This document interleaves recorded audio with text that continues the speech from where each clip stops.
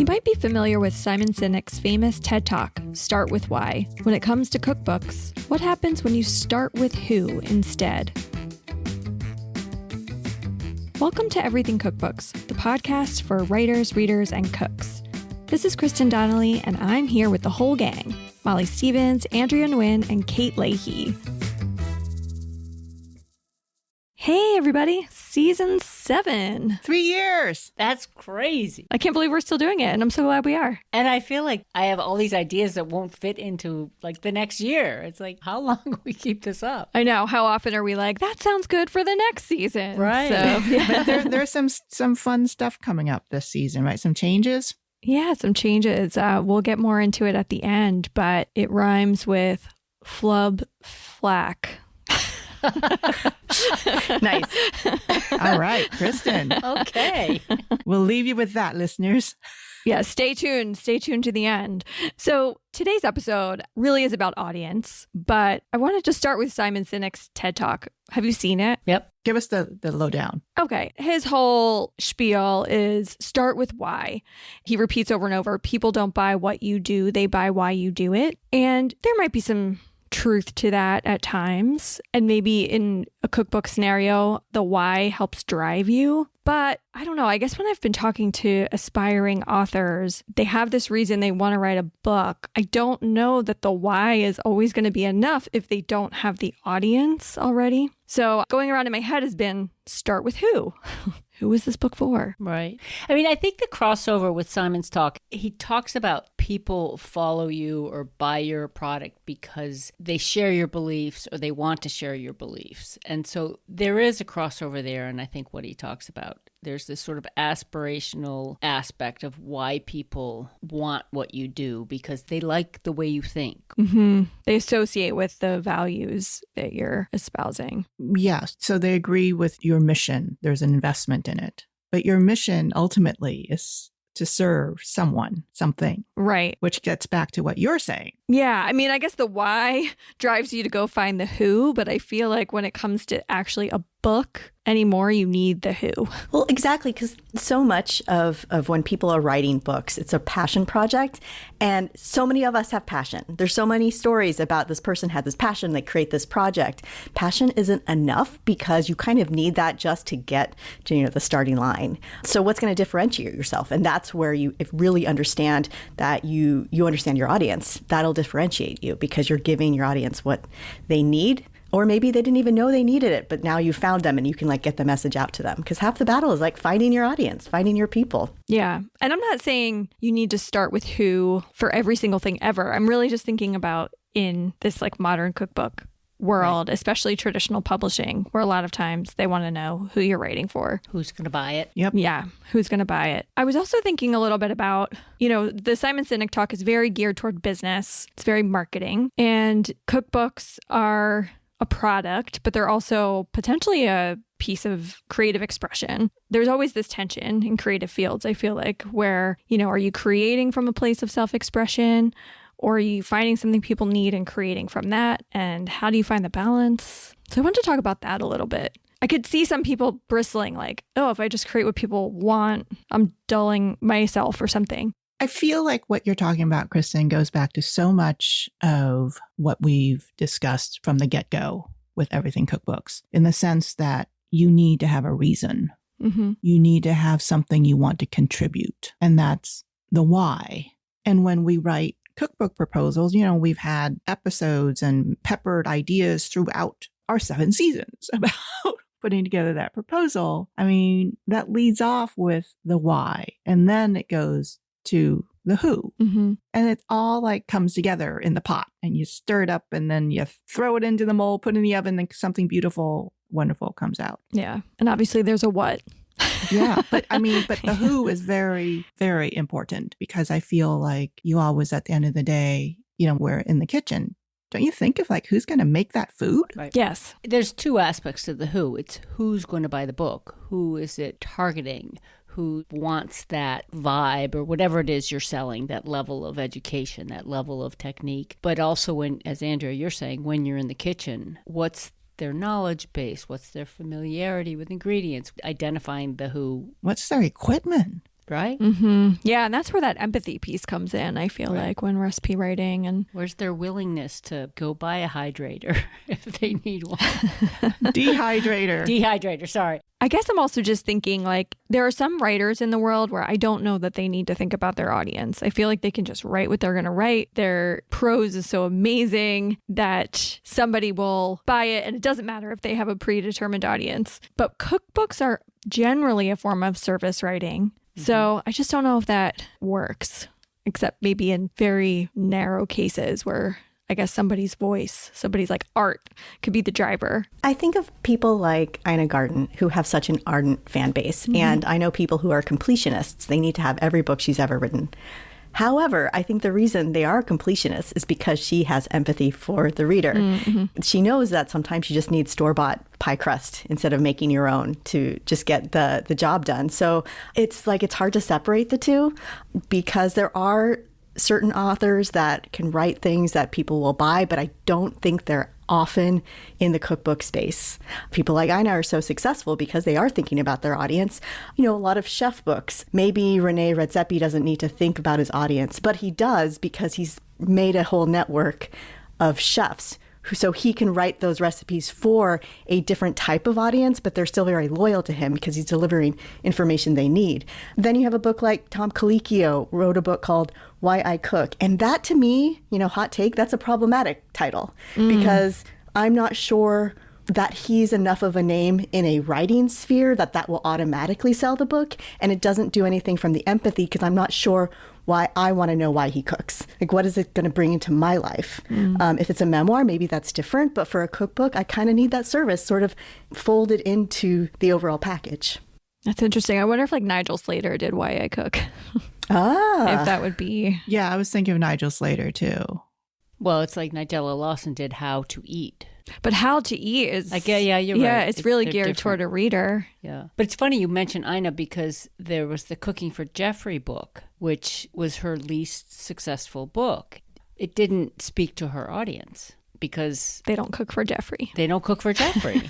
Right? She cooks for Jeffrey. She cooks for Jeffrey. No one else Jeffrey. needs to cook for Jeffrey. Yeah. And why do we need to know? But she and the publisher thought people wanted to know because of her notoriety. Right. But this all goes back to the idea of service writing. I mean, it sounds so, you know. I know it sounds like drudgery, Yeah, right? blue collar. But I mean, like, you know, I don't mind cleaning my floor, Right. you know. But it sounds like it's separate from art, I guess. So, you know, can cookbooks be art? And that's a big question, but just on a smaller question, it's also kind of like, we're not saying to write to the market. I think that's the difference. We're saying like, know your audience, be empathetic, but you can still deliver something that they didn't know they wanted. And if you just try to write for what the audience wants today, by the time the book comes out in 2 years, I mean, we saw that, you know, you'll get a trend and then there'll be all these books in that one trend. You know, there was a lot of Instant Pot books and then there was the air fryer books. And if you thought, okay, now I'm going to write the Instant Pot book because that's what the audience wants, that wave might have crested and you're too late. So it's not about writing to the market. It's a broader sense of audience, I think. Yeah, I think Steve Jobs like famously talked about how you don't want to give consumers what they want. You want to give them something that they never knew that they needed. Right, that they needed, but also like they didn't even conceive. Yes, Kate, I do think that you're onto something. It doesn't necessarily need to be like, oh, this is trendy. Let me write a book about that. Not that there's anything wrong with that. Right. But Kristin, going back to your point of like service versus art. I remember when I was working with photographer Aubrey Pick, and I'm service oriented. You know, I'm like, make it easy for my readers to like understand how to make these dishes with ingredients that they're potentially unfamiliar with. And she would look at me and she'd say, Andrea, it's art. Let's just make some art right now. All right, Aubrey. I guess I still have like the service brain on, but was that like, let's not worry if we end up garnishing this slightly differently than the recipe instructs? Yeah, or let me just do something that's borderline Cindy Sherman-ish. Aspirational. Yeah, she's like, come on, Andrea, you know? I'd be like, all right, Aubrey, show me what you got. So you can bring that in. You can bring that in. And I think I've learned over time, especially with layout and design of a book, there can be service with art combined and with the photography. And, you know, take a look at books that are are supposed to be illustrated books. Cookbooks are supposed to be illustrated books, which means that there's like art involved. Mm-hmm. Sometimes I see too many photos, like too many process shots sometimes. And I'm like, now it's too servicey and it's lost its art. Right. Almost like too scientific. Yeah. Which for a certain audience, that's serving a purpose. But yeah, maybe the America's Test Kitchen audience wants that. I don't know. You talking about Aubrey encouraging you to art it up. If that part of that is your own trajectory, and that when you first started your first book, I mean, it's impossible to know, but would you have been like, yeah, let's try that. Let's make it a little more artistic and not worry so much about the act, that it looks exactly like what, or is it you have a proven track record, your readers are willing to go with you a little bit more, you've worked to build that trust in your readers? Yeah. The first book I wrote, Into the Vietnamese Kitchen, the photographer was very arty. And there wasn't as much photography in that book because there were like 175 recipes. wow. And that was a different time. Yeah. It took forever for each photograph. She like hid herself under the blanket kind of thing. Right. And when it would emerge and we would all look. But it was definitely art more than service. And I think that there is beauty in that. Mm-hmm. So the second book I wrote was more service oriented. I was like, can we just show more of the hand motions, so we have drawings. I go back and forth on that. I think that it boils down to having a very good relationship with the people who help you craft and create that book so that you trust them. Yeah. I want to go back actually both to your first book, Andrea, and Molly, to yours. It's a different market, but at the same time, even though there wasn't this way to sort of like build your own audience that there is now, when you wrote that book, I imagine you had readers in mind. Yeah. I mean, Molly? Yeah, for me, because I had been a cooking teacher for so many years, so that's how I That's your market research. That was my market research. So and it's funny because now as I look at it, like, was I that aware of it? I don't know. But now when I look back, it's quite obvious to me. And it's also a lot of my teaching, certainly when I was a full-time culinary instructor, I was teaching, it was vocational education. These were people who were going to go into professional kitchens. And so it makes sense that book has sort of struck a chord with people who work in kitchens or people who really want to have that heavy-duty technique. So that's how I came to it. Having this conversation, my first book, the braising book, and then the roasting book, both very much had that same who. Mm-hmm. They were directed to people who really want to know the technique behind something so much that they could take it into a professional setting, right? My third book, my most personal book, I wanted to do something else. I wanted to, how I cook. What's the Tom Colicchio? Why I cook. Why I cook. That's kind of what I did with the third book. And it didn't do nearly as well as the other books because that's not my main audience.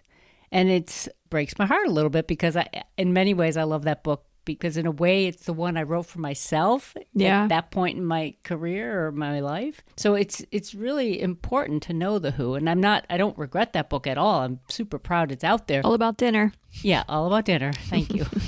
That might be why it doesn't sell. I don't market it at all. But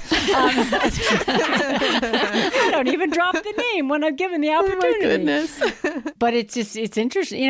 Who matters? Yeah. Yeah. Right?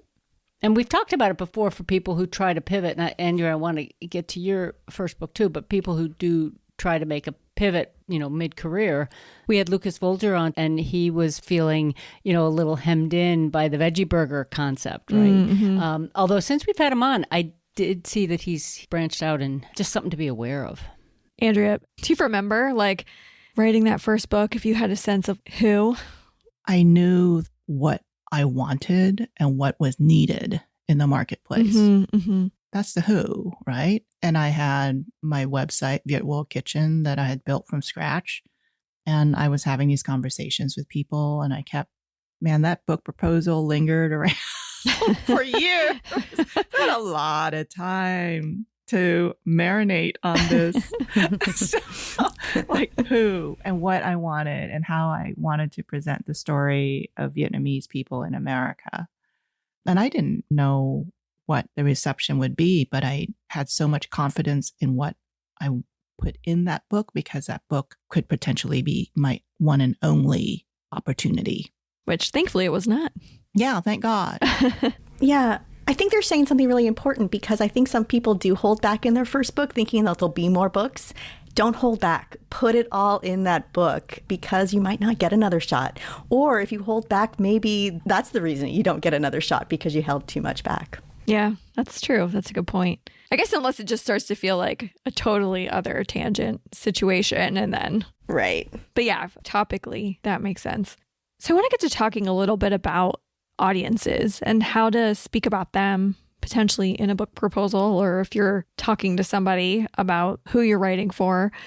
I often think about qualitative audiences, like descriptions, and then quantitative, where you can like rely on some data out in the market to say who might be interested in a book. But how do you tend to approach that in your proposals? I'm a bullet person. I love bullets because it gives the publishing house the ability to digest the points very quickly and then present it to a committee, which they have to. They don't really get to, you're lucky if one person gets to decide, man, but they have to present and sell your project. And so I always feel like bullets are important.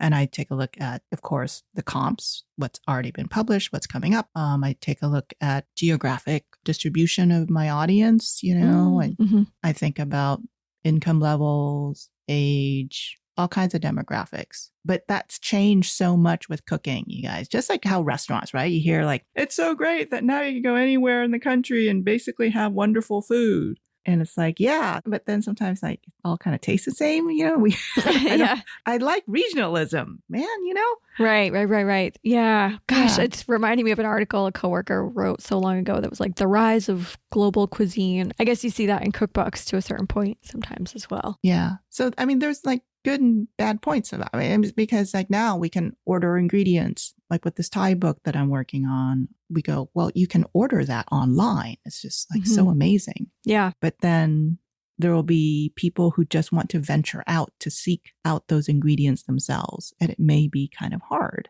But the fact that there are more people out there who are willing to look for obscure Asian ingredients, to me, my God, it thrills me to bits. Yeah. Online has made it so easy for ingredient access for a lot of things, to the point where unless you're doing a book like your Everyday Vietnamese, you almost don't want to offer substitutions unless it's like a really good one. Yeah, exactly. I don't know if you went through this process, but did you include any kind of demographic data in terms of like the Thai population in the United States or in English speaking countries, or the growth of that, or the growth of Thai restaurants, or I don't know, like those types of... Yeah. We talked about, I remember Tetraman Vivit and I, discussing the number of Thai restaurants in this country and the trends in Thai restaurants.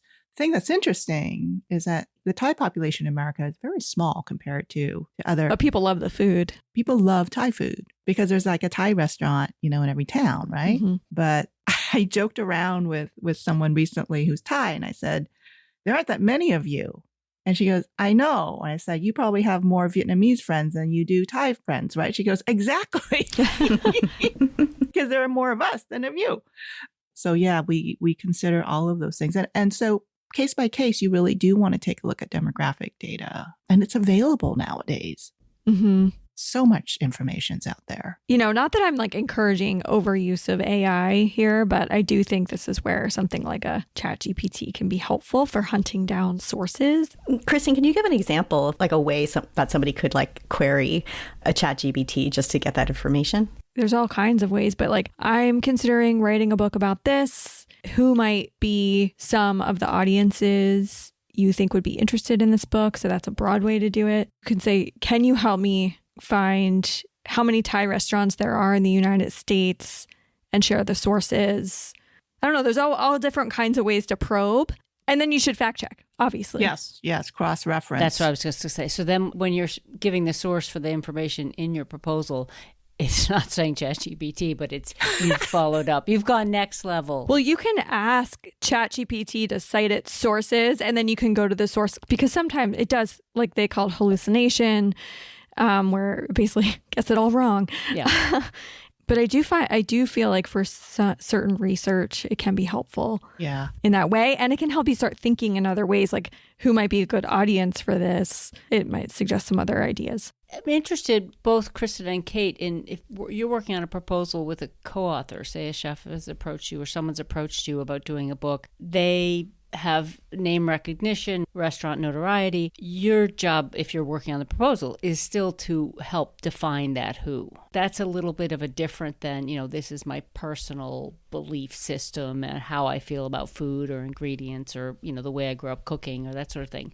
But yet you still need to come up with that who. Like who the book is for. Yeah. Right. And nowadays, like the word in the street is like chef books don't sell, but the agent thinks that it'll sell. And the agent has enlisted your services. So what do you do? I think one thing you do lean on, and Andrea, you touched on this, but the comp titles, the comparable or competitive titles in your category.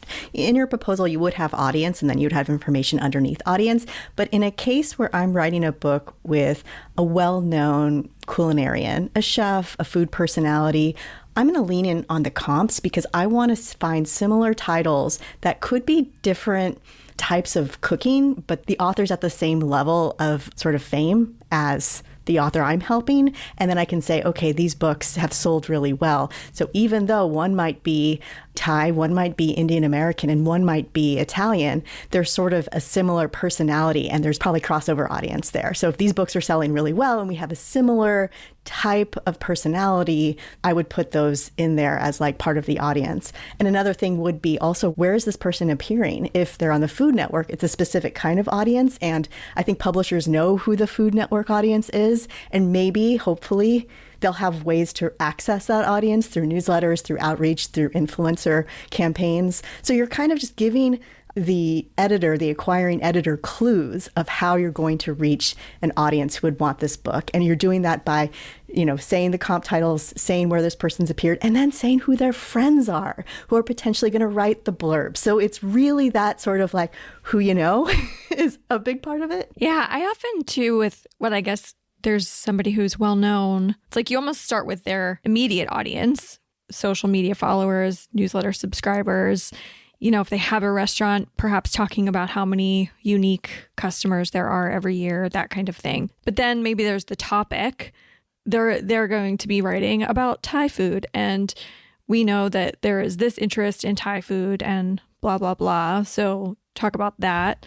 And then maybe you get very general and you start talking about like armchair travelers, history buffs. I don't know. Just try to think about who might be interested in the book outside of the obvious food or cooking audience. For a book proposal I worked on, we talked about people who hunt, which is a very small subset of cooks, but it's a passionate one. So, talking just about some of those statistics, like this number of people hunt their own food or grow gardens or whatever. Listening to you, Kristin, and thinking how there's a bit of a fine line or a balancing act between you want to reach lots of different audiences, yes, but we all know you can't write for everyone. Yeah. I mean, there are very few examples that have done that. I don't have an answer for it or a question around it. Yeah, if anybody asks you who's this book for, don't say everyone, because there's that whole like wisdom. Like if you're speaking to everyone, you're speaking to no one. Exactly. The hunting thing is interesting. So this coming season, we're going to talk to the co-author for the Coastal book, that the chef Scott Clark from California. And it does have this whole foraging, hunting, fishing element to it, but yet it's also very restaurant-y. And so that's an example where, maybe you could bring in a different audience. Yeah, and that book is cookbook, but not. Yeah. It's an interesting genre, I guess, or subgenre. Yeah, the who part of that proposal would have been pretty interesting to see. Yeah. If I'm a potential cookbook writer and I'm looking at that audience and I'm having a hard time figuring out who that audience is or how big that audience is, what should I do then? Is it a matter of really thinking about my subject matter? Is it a matter of backing up and doing a little bit more research? What would be like the red flags in a situation like that? If you have an idea and you don't know who's going to buy it, that's a really, I think that's where you have to spend time building the audience. Yeah. For example, we have a dearth of books on African cuisines. It's because Americans, unfortunately, just, we don't know the map of the world. Yeah. And yet those books, we should have more of them. But when I talk to aspiring authors, they're like, I want to write this book. And I'm like, yes, we need that book. But then I'm like, God damn it. I don't know if you can sell that to someone.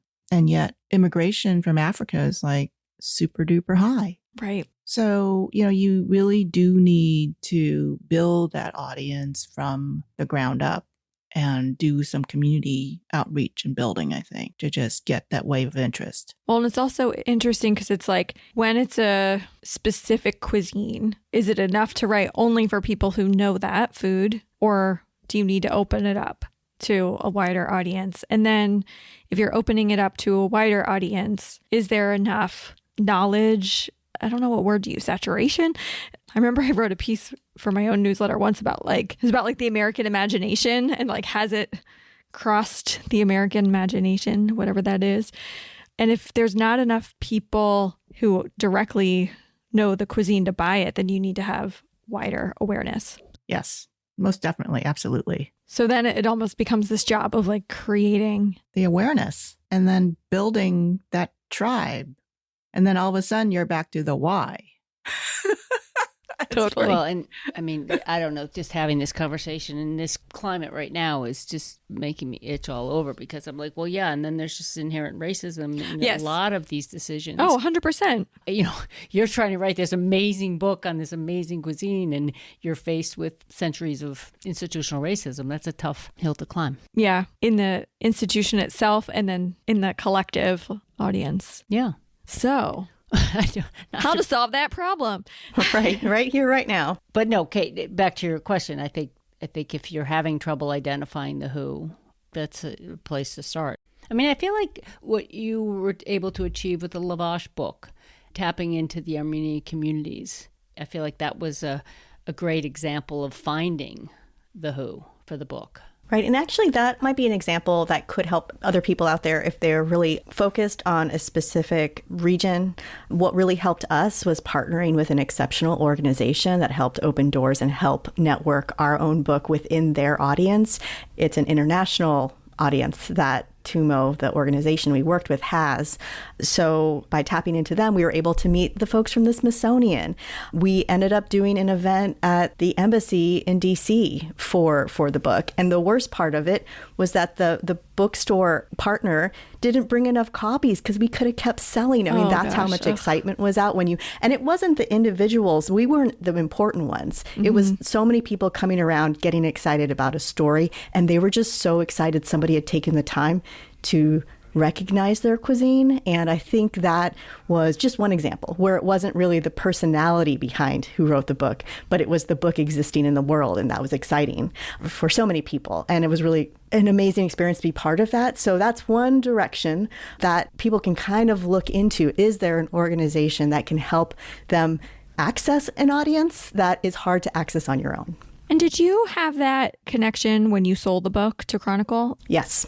I think that's so smart. Might almost be necessary for a book like that, where, just having that access to an audience, especially if you're receiving pushback. I think that's a lesson, not just for regional books or cuisines from certain places, but even, I'm thinking a kid's book. But kids don't buy books. Right. Parents do. Yeah. How do you get to the parents that are going to buy the books? Or I'm sure there are a bunch of other examples like that.